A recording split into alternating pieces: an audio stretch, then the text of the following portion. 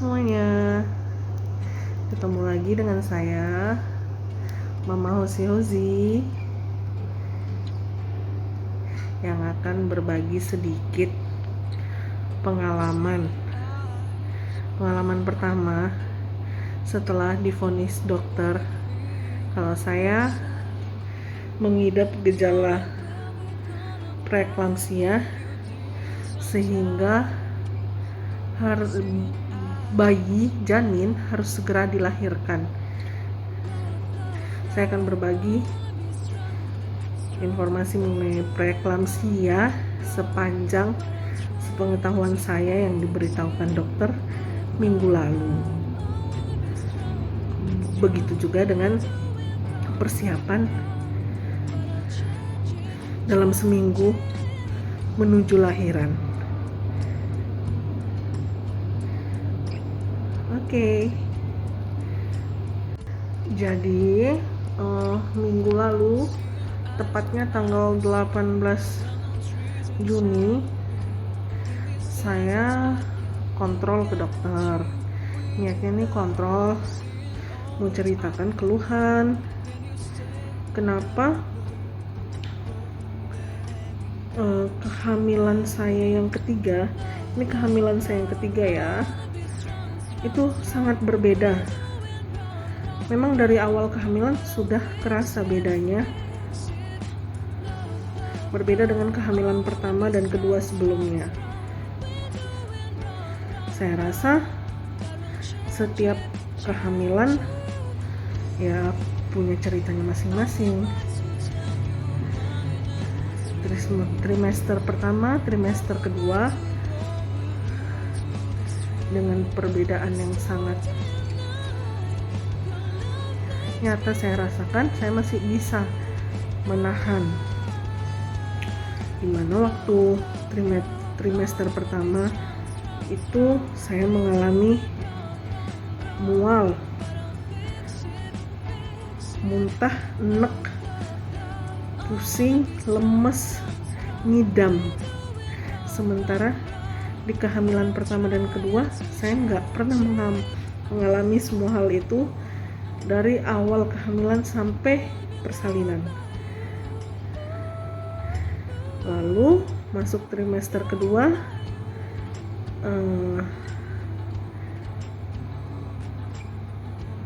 kembali normal, nggak ada yang berbeda dengan kehamilan sebelumnya. Memasuki trimester ketiga, 7 bulanan, 7, 8, 9 ya,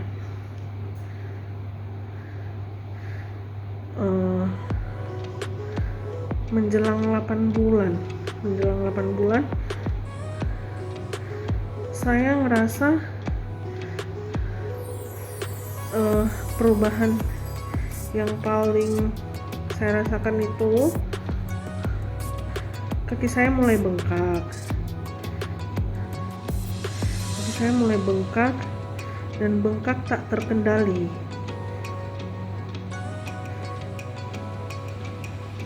Tangan juga mulai kaku. Menggenggam masih bisa. Waktu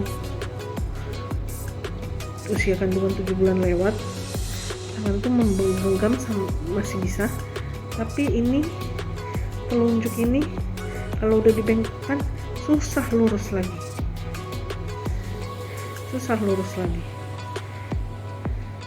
Itu bermula dari tangan kiri, ya kan?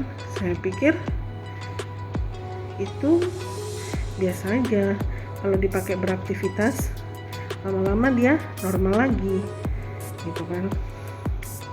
Seiring berjalannya waktu, memasuki usia kehamilan 8 bulan,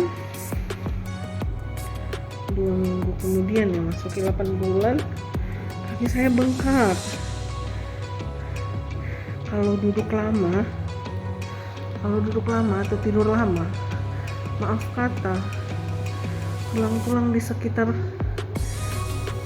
kemaluan ini, pinggul dan tulang-tulang sekitar kemaluan ibarat ngilunya minta ampun, ibarat kena pukul suatu benda gitu ya. Jadi nggak bisa dari duduk itu langsung berdiri, nggak bisa. Duduk, tarik nafas 2-3 menit, seperti orang kena stroke. Belajar berdiri, mengambil pegangan mungkin pada meja atau kursi, dan berjalan tertatih-tatih selangkah demi selangkah. Nanti kalau udah 5 langkah baru saya bisa berjalan sedikit normal dan dengan tetap menahan rasa sakit. Itulah yang saya rasakan selama kehamilan 7 bulan lewat sampai 8 bulan lewat. Kaki semakin bengkak, size sandal juga, ukuran kaki saya yang biasanya 41 nggak muat lagi, tapi saya paksakan pakai sandal itu karena saya nggak punya waktu nyari sandal dengan ukuran yang besar lagi ya.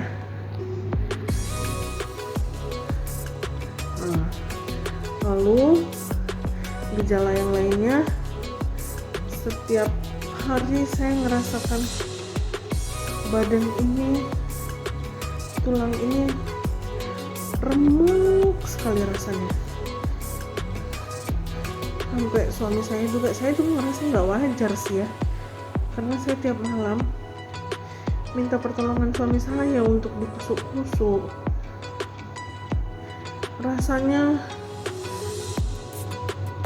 habis seperti orang habis ngangkat beras berkarung-karung, mau patah, mau remuk punggung pinggul. Iya, walaupun saya bekerja kantoran, pekerjaan saya itu cuma duduk aja, bukan pekerjaan yang berat. Duduk ngetik nulis santai. Di rumah juga nggak gitu banyak pekerjaan yang terlalu berat, cuma nggak sesuai dengan rasa yang diberikan tubuh saya ketika malam menjelang istirahat. Atas dasar itu semualah saya memajukan jadwal kontrol saya ke dokter. Saya kontrol ke dokter tepat di usia kandungan 37 minggu 36 minggu 2 hari itu udah masuk 9 bulan sih kata dokter.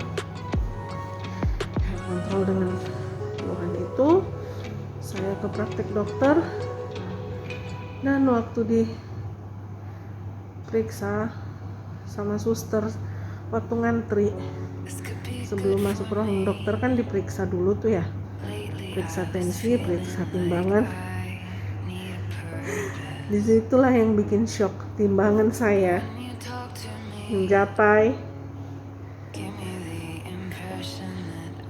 107 kilo.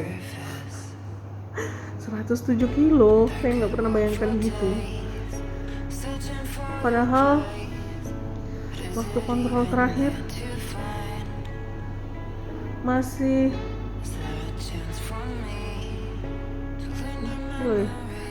bulan sebelumnya ya, bulan ke-7, bulan apa hampir 2 bulan sebelumnya itu masih sekitar 93.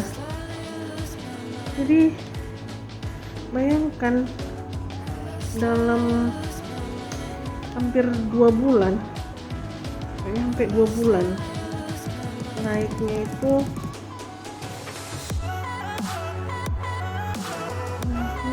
93 ke 107 berapa?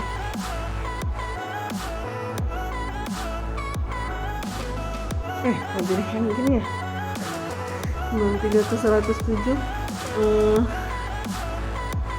14 kilo ya, sekitar segitulah naiknya. Ketika dokter melihat catatan suster, dia langsung mengatakan, wah ini gejala preeklamsia, ini langsung USG, janinnya dan tensi saya ketika diperiksa, seumur-umur saya yang biasanya tensi riwayat tensinya rendah, seumur-umur baru itulah diperiksa, riwayat tensi saya tertinggi 140 per 90. Dokter mengatakan kalau sampai 150 nggak ada cerita, detik ini juga kamu harus outname. Itu sangat berbahaya terhadap kandunganmu. Tapi 140 mungkin masih bisa kita bantu. Memang ini udah cukup umur 9 bulan. Kita usahakan seminggu lagi memperpanjang, tapi harus segera dilahirkan, kata dokter. Dan dalam seminggu ini saya akan ngasih resep kamu untuk 3 hari, mulai hari ini 4 hari kamu suntik pematangan paru-paru untuk bayi, karena harus segera dilahirkan. Normalnya bayi itu walaupun udah cukup umur, normalnya bayi itu kan dilahirkan di usia kandungan 40 minggu. Nah itu saya masih 36 hari atau 37 minggu, udah cukup umur. Tapi untuk memaksimalkan fungsi organ-organnya, saya diberi suntikan pematangan paru-paru 4 hari berturut-turut, juga suntikan pengentalan darah. Karena preeklamsia itu identik dengan pengentalan darah, diberilah saya suntikan untuk mengencerkan pengentalan darah. Itulah selama 4 hari berturut-turut, 18, 19, 20, 21. Tuh. Lanjut ya. Jadi singkat cerita, setelah saya melakukan kontrol terakhir, dokter menyarankan agar saya segera melakukan pendaftaran jadwal operasi sesar, begitu juga pembokingan kamar di Rumah Sakit Ibu dan Anak Stella Maris Medan.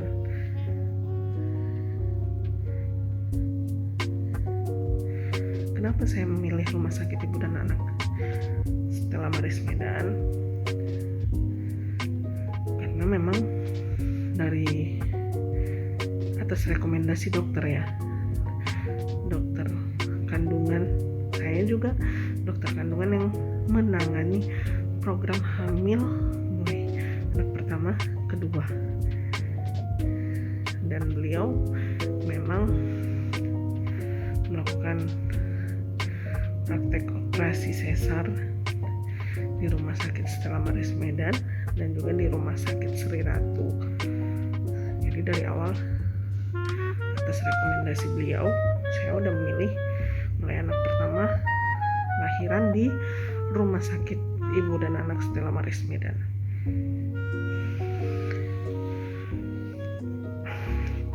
Jadi saya dan suami segera melakukan pendaftaran dan pembokingan kamar di tanggal yang telah ditentukan dokter, yaitu tanggal 24 Juni. Operasinya tanggal 24 Juni 2021 pukul 8.30 pagi. Jadi singkat cerita, saya dan suami akhirnya membooking kamar lah di Rumah Sakit Ibu dan Anak Stella Maris Medan, sekalian daftar ulang jadwal operasi sesar di tanggal 24. Karena saya mikirnya dokter menjadwalkan operasi di tanggal 24 itu jam 8.30 pagi. Bayangkan harus jam berapa lagi dari rumah, buru-buru dengan segala persiapannya.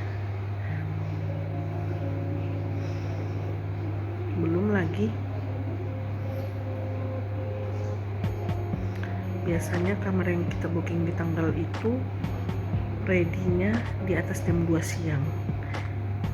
Jadi kebayang nanti setelah saya selesai operasi bisa ada kemungkinan nggak bisa langsung masuk kamar.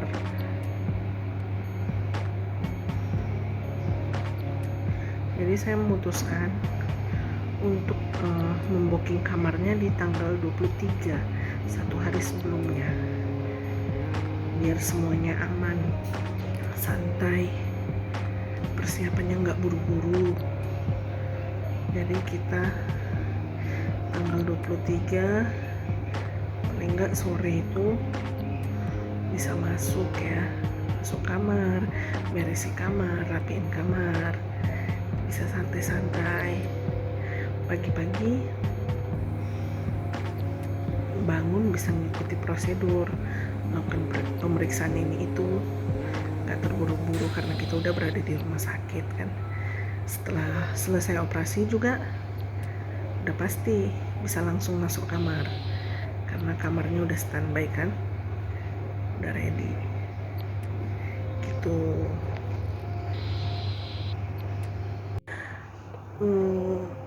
Untuk peraturan kali ini ada beberapa yang berbeda dibanding peraturan waktu kelahiran anak pertama dan kedua. Yang paling berbeda itu adalah tidak adanya atau tidak diperbolehkannya untuk tamu berkunjung atau membesuk ibu dan bayi pasca melahirkan. Karena ya situasi saat ini ya, pandemi COVID ini, dan pendamping pun diwajibkan hanya satu pendamping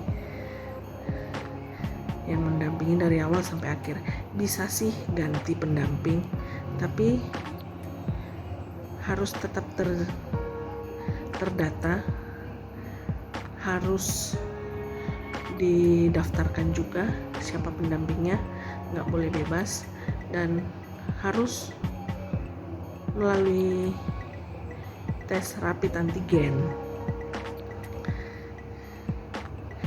Jadi tadi hari ini tanggal 23 kita masuknya ke rumah sakit agak sorean tadi karena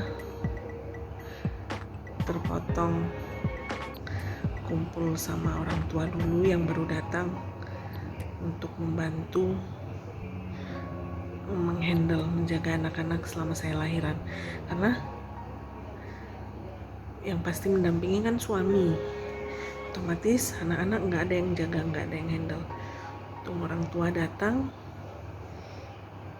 kebetulan juga udah kasih pindah ke Medan, jadi ada yang bantu jaga anak-anak. Jadi singkat cerita tadi sebelum harusnya jam 2 udah bisa masuk kamar itu kan, cuma kita karena masih ada acara keluarga sedikit dan juga acara makan siang, syukuran sama keluarga lah, sama orang tua, jadi kita baru ngelapor ke rumah sakit sekitar jam 4 sore.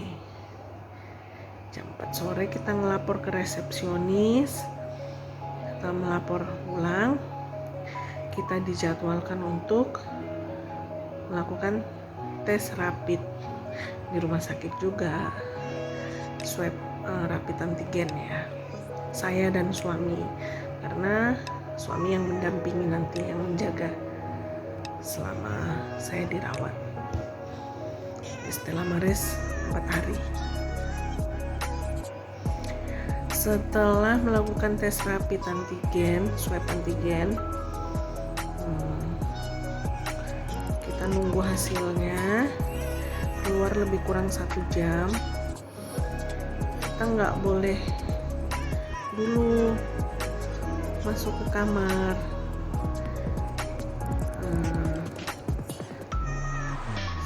Masih ada tahapan yang harus saya lalui, yaitu tahapan observasi. Jadi sebelum menuju kamar, setelah mendapat laporan kalau hasil swab antigen saya dan suami negatif, kita diantar susternya menuju ruang observasi. Tadi nggak kepikiran untuk merekam ruang observasi. Di ruang observasi apa aja yang dilakukan? Di ruang observasi dilakukan pemeriksaan detak jantung bayi, mengukur tensi. Tadi puji Tuhan tensi saya udah normal tadi. Waktu diukur 120/70. Ya, tensi saya memang gitu. Saya riwayatnya rendah. Padahal sebelumnya, 2 jam sebelumnya, makan siang makan makanan yang kolesterol semua loh. Sop buntut, apa tadi ya, bebek bakar, iga bakar, tapi tensinya tetap normal kayak gitu. Memang gitu harusnya. Entah kenapa ya, minggu lalu bisa sampai 140/90. Jadi setelah saya diobservasi, denyut jantung bayi normal, tensi puji Tuhan normal, lalu tadi periksa apa ya, anti alergi, suntik anti alergi terhadap obat-obatan yang akan digunakan besok. Juga pengambilan darah dan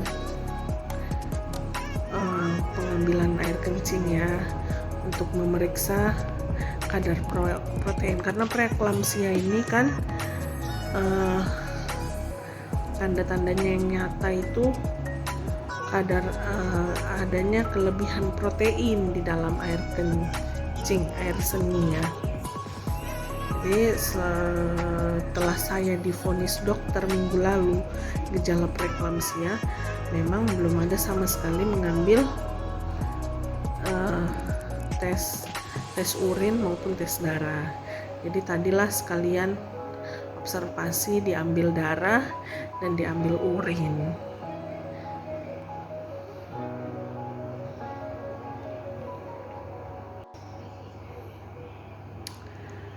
Oh iya, di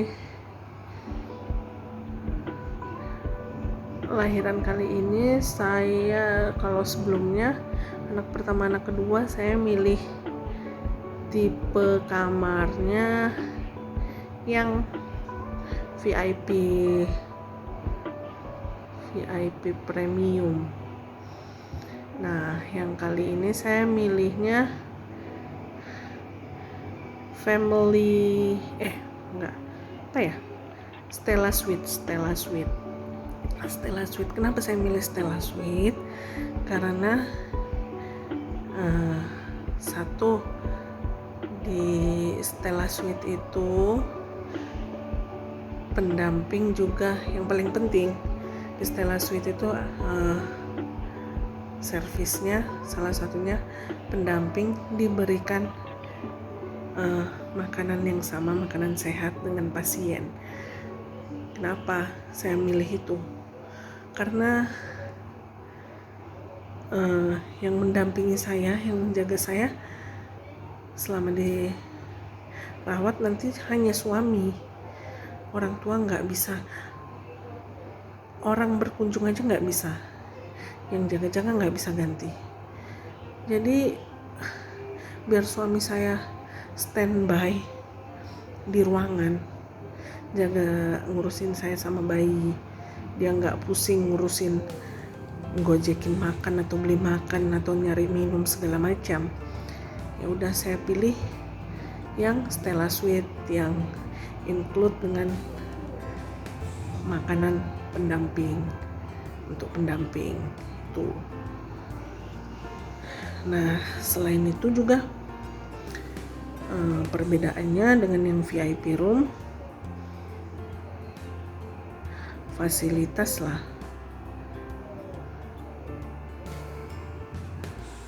Ada beberapa fasilitas yang disediakan berbeda lumayan di kamar.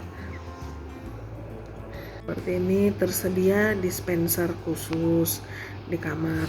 Kalau VIP sama kalau di bawahnya Stella Suite nggak ada dispenser khusus di kamar. Dispenser bersama di dekat ruang jaga suster. Jadi kalau mau ngambil air harus ke ruang jaga suster. Nah, di Stella Suite biar suami nggak rempong, nggak repot. Itu juga alasan saya memilih kamar Stella Suite. Lalu ada microwave untuk menghangatkan makanan. Jadi makanan nggak terbuang mubazir ya.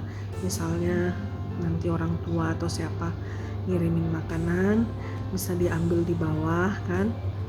Ada kulkasnya, bisa disimpan di kulkas. Kalau mau makan tinggal diangetin, jadi makanannya nggak basi, nggak mubazir.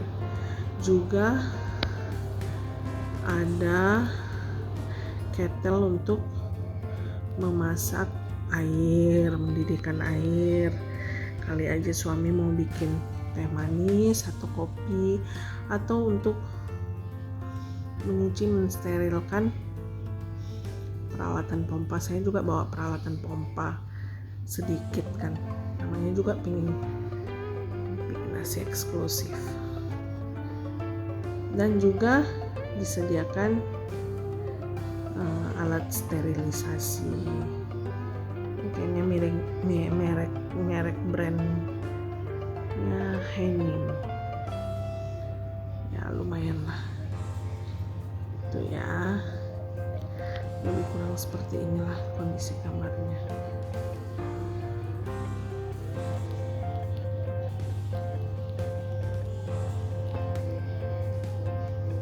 Ada lemari pakaian, dan di sini balik gorden ada kamar mandi.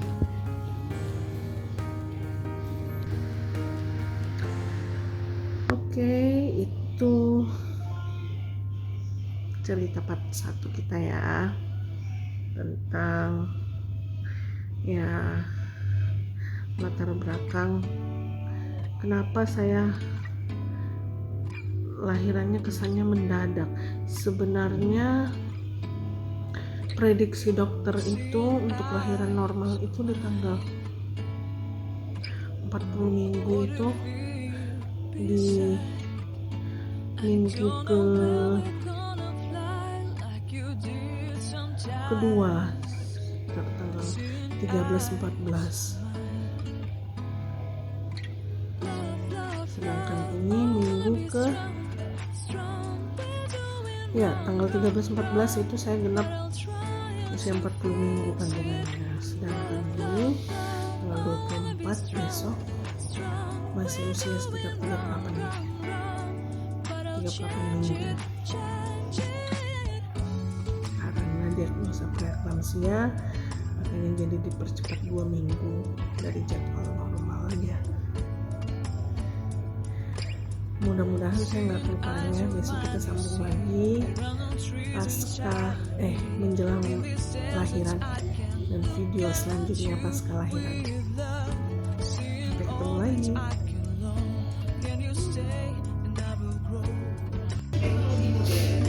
udah dipanggil dokter, persiapan menuju ke ruang operasi.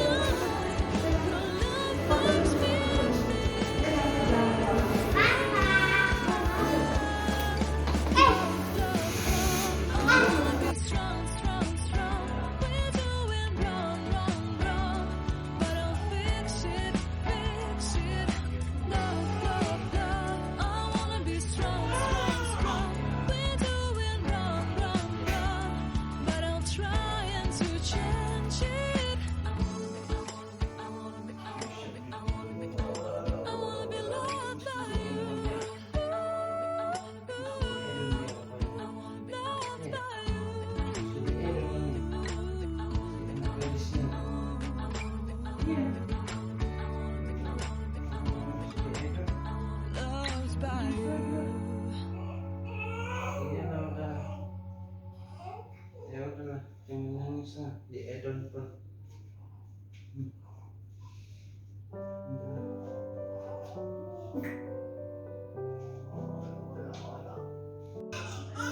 Kakak Osea,